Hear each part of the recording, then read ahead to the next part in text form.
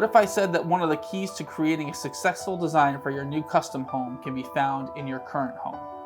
By analyzing your current home and identifying what works and what doesn't work and what your family actually needs versus what you want or what you see in magazines or on Pinterest boards, you can set the stage for a successful design. Hi, I'm Chris Novelli with N3 Architecture, and today we're going to be reviewing 5 ways to analyze your current home so that you can design a better one. And we're going to learn a little bit about what your real needs are. We're going to take a deep dive into the quantitative, the qualitative, your routines, storage, and furniture.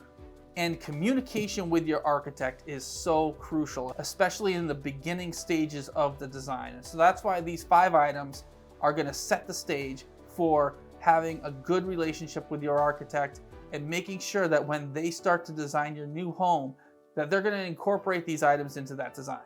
So by going through these exercises and passing along the information to your architect, it will set them down the right path to creating the home that you really need. And if you're new here, you're going to quickly learn that I care a lot more about the performance and the functionality of a home rather than finished materials. You can have an absolutely horrible home, slap some fancy finished materials on them, and it's still going to be a horrible home. There is a time and a place to talk about finished materials, and at the beginning stages of a design, it's not that time. All right, so let's get into it.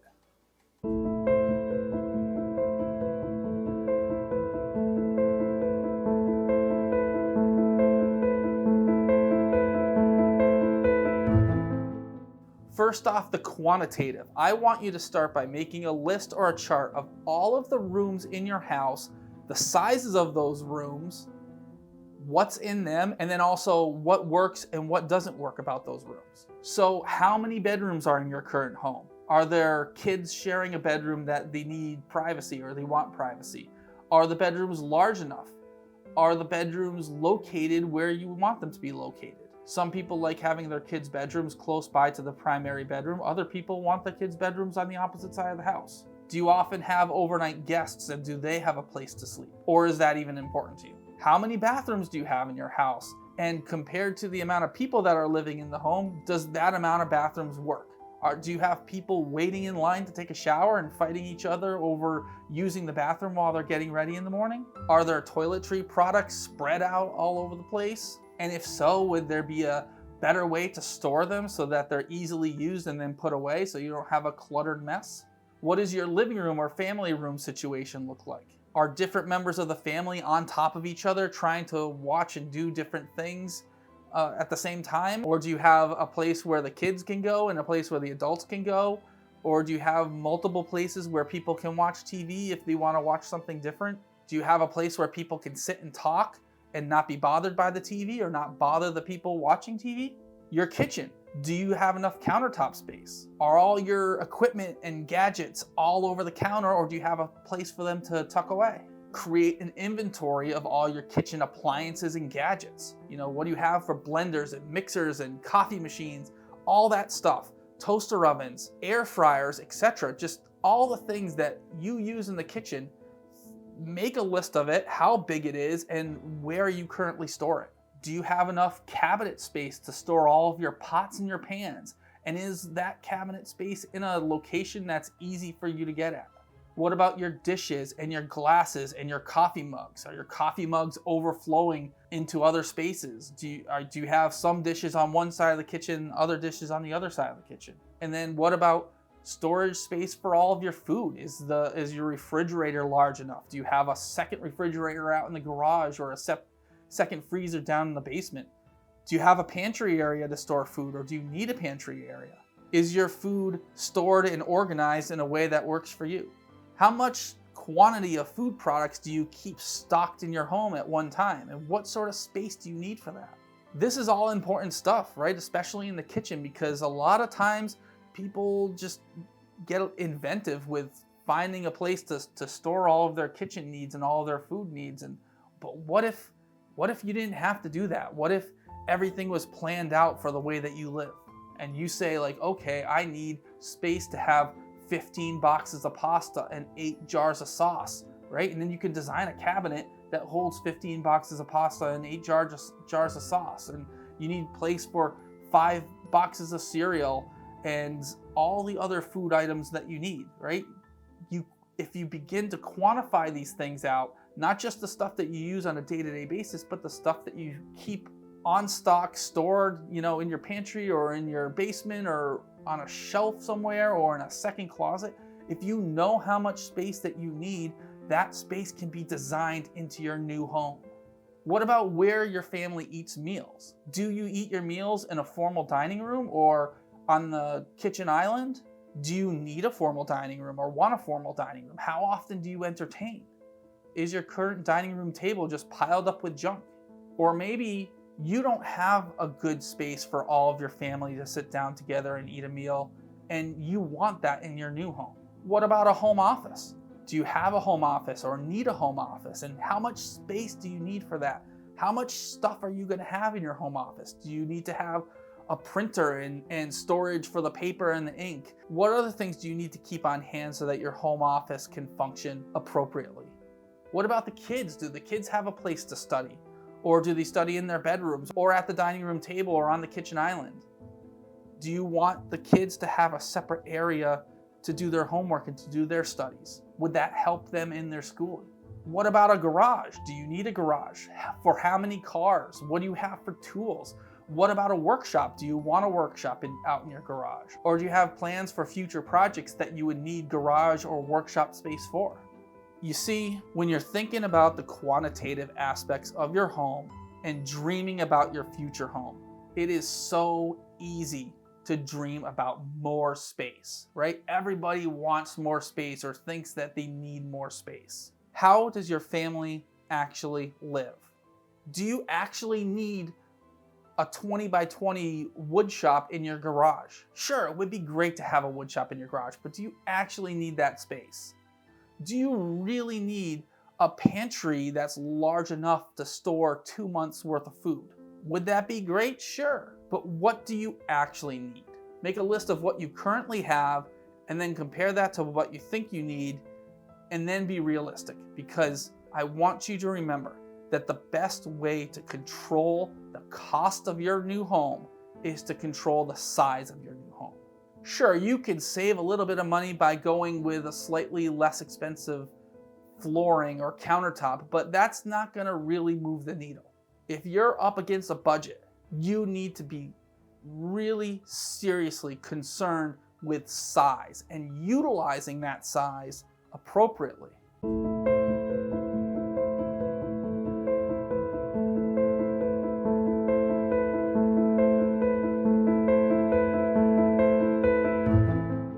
All right, next let's talk about the qualitative aspects of your home. And again, I want you to make a list or a chart or something to keep track of what you like and what you don't like of your current home.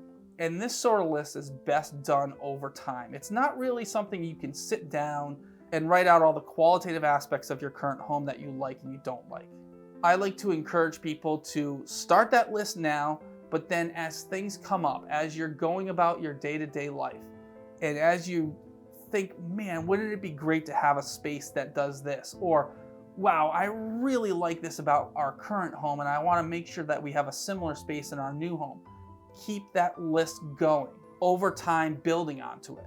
And if you're planning on building a new custom home, even if that's 5 years out or 10 years out, start that qualitative list now so that when you get to the point where you're ready to start having that new home designed, you have that list ready to go.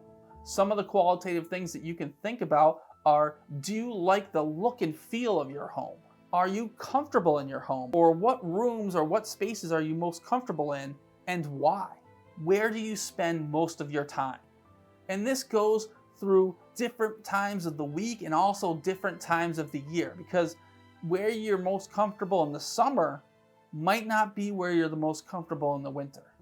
Do you get too much glare on your TV while you're trying to watch the football game on Sunday? Do your rooms feel too dark? Or maybe the opposite, are they too bright? What types of materials resonate with you? Do you like the look and feel of natural materials like wood and stone? Or do you prefer fake manufactured materials such as vinyl? Keep track of where people congregate during parties when you host parties, or where you might go to have an important conversation with your family members, or where you might go to make an important phone call. Are there areas of your home that are wasted and never get used? Are there areas of your home that see too much use and you'd rather see it spread out a little bit? Do you entertain in your home, and how often do you entertain? And I would argue if you just host one party a year for 10 people, then it's not worth having a space that's built around entertaining people, because then you're just going to be paying for square footage that you don't use. Are you sensitive to noise, or is there not enough privacy in your home? And what rooms do you need that privacy in? And how do you feel when you don't have that privacy? Do you find that there's something in your house that you're always searching for and can never find, or that you use often but that's not in a convenient location?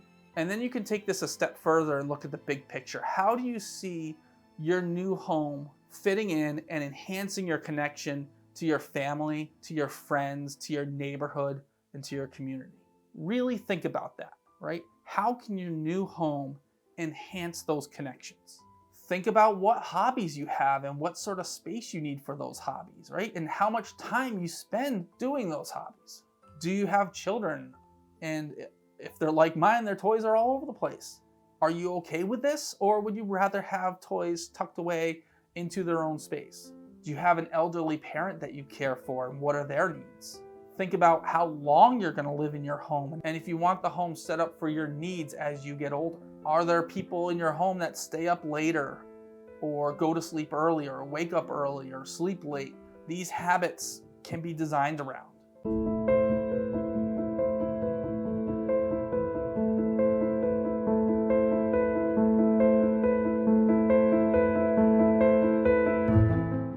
And that's going to get into routines, right? And that's what we're going to talk about next. We're talking about routines. Again, I want you to keep track of your routines and the routines of every member of your family that's going to be living in this home. Actually list things out. It's going to be hard. It's going to be tedious, but do it. It's going to be so worth it. So what is your morning routine? And what does that routine look like on a weekday versus a weekend? What does an evening routine look like, weekday versus weekend? And maybe you have a couple different routines based upon people's work schedules or the kids' activities. How does your family sort of revolve around the things that they have to do? And how does your routine change throughout the year and change throughout the seasons? When do you find time for yourself? When do you find time to sit down together as a family? What's the first thing you do when you arrive home? What's the first thing you do when you wake up in the morning? Where do you take off your shoes? Where do you store your coats? Where do you put down your keys or your wallet or your purse or your computer bag? Do you have a dinner routine or a cooking routine? Maybe you like to have a quiet cup of coffee in the morning. Or are your mornings chaotic with you and the kids running around, scrambling, trying to get out the door just in time? And as you're writing down these routines and thinking about these routines, also make a note. Are these routines that you like, or are these routines that you want to actually try to change? I'm sure that your family has some routines that are critical that can't change. And I'm sure your family has some routines that you absolutely love. And I'm also pretty sure that your family has routines that you don't like so much. And how can you plan your new home around the routines that you want to enhance? And then also, how can the new home be planned so that the routines that are hard get a little easier?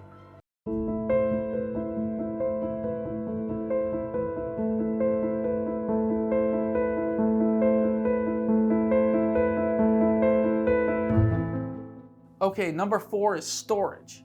Storage comes in all shapes and sizes. And I want you to be a little methodical when it comes to thinking about storage and recognizing how much stuff you actually have in your house. And then how much of that stuff is going to make it into your new home. I also just want to say here that if you're not specific about your storage needs, then what you're going to get is the standard closet in every bedroom, linen closet in the bathroom or the hallway, a coat closet near the entry, and then maybe some other storage closet. You're going to get the standard storage rooms unless you're actually specific about what your needs are. So how many items of clothing do you actually own? right? Go and measure your closet, right? Take your tape measure, go measure your closet. Is that enough space? Or, maybe if you have 6 feet of closet space, maybe you say, oh, I only really need 8 feet.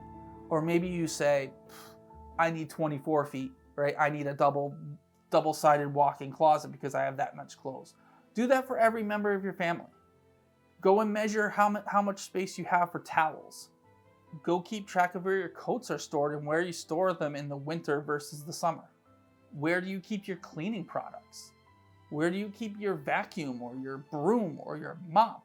All this stuff should really be planned out. If you're designing a new custom home, you really shouldn't have to be jamming your vacuum cleaner into a coat closet because that's the only space you have for it. Keep track of the areas of your home that are organized the way that you want, and also keep track of the areas of your home that just have stuff piled up all over the place. Such as, where do you keep your shoes, right? Do you take your shoes off and leave them in a pile by the front door? And is a pile of smelly shoes what you want people to see the first thing that they walk in the door?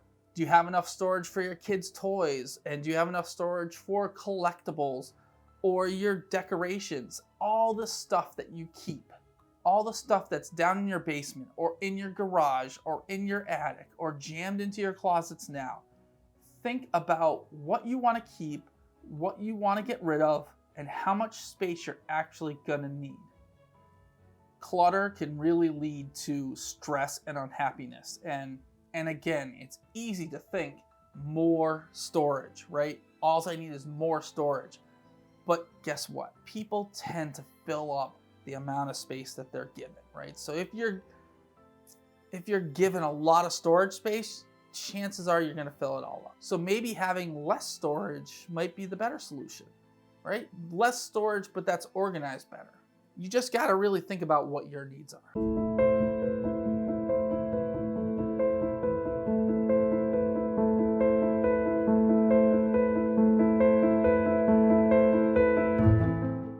All right, the fifth thing that we're going to talk about today is furniture. Furniture is often an afterthought for people who are designing a new custom home. But you don't want to be in the situation where you design a custom home and the furniture that you own or the furniture that you are going to buy won't fit the space the way that you want it to. So go ahead, make another list, right? That's the topic of the day, is making lists. So make another list of all the furniture that you own and the size of those pieces of furniture. And then make a notation on, is this a piece of furniture that's going into the new home, yes or no? And if it's not going into the new home, what's it going to be replaced with, right? So maybe you want to get a new dining room table. Maybe your current dining room table is 5 feet by 7 feet, but maybe you want a bigger table, right? So you can list off the size of your current dining room table, but then also make a note of what size table that you want for the new home. How large are your beds, right? And not just talking about the size of the mattress, twin versus queen versus king, right? But actually the size of the bed frame and the nightstands and your dressers. How large is your couch? And is that the type of couch that you want to bring into the new home? What do you need for your TV storage? What do you need for coffee tables and end tables and all the different pieces of furniture throughout your home? And if you're planning on buying new furniture for your home, well then go shopping. And you don't have to buy something, but go shopping and take a tape measure and take some pictures of some things that you like, just so you have an idea, you have a sense of how large of pieces of furniture you're going to be bringing into your new home. And that way you can give this information to your architect and they can plan and incorporate it into the design. Just because your kid has a 12 by 12 bedroom doesn't mean that they're going to be able to fit a twin size bed, a dresser, a desk, and all their other stuff in it. Or just because you have a 10 by 15 living room doesn't mean you're going to be able to have room, doesn't mean you're going to be able to set up the furniture in a good way to have a conversation, or that you're going to have a wall space big enough for a big screen TV and have your couch and all your seating area have a good view of that TV. It comes back to the things that you have, the things that you're going to get, and how all of those pieces fit into your new home and how you want to live in your new home. All right, to close it out, here's some more action items for you, maybe a little recap of what we've talked about. Keep track of your routines. Keep track of the things that make you happy or the things that make you unhappy. Keep track of how each space in your current home is actually used, when it's used, how often, and by who. Because the more you keep track of your habits, your likes, and your dislikes, and the more honest you are with yourself about why you like a certain thing or why you dislike a certain thing, it will make your new home that much better. Thank you.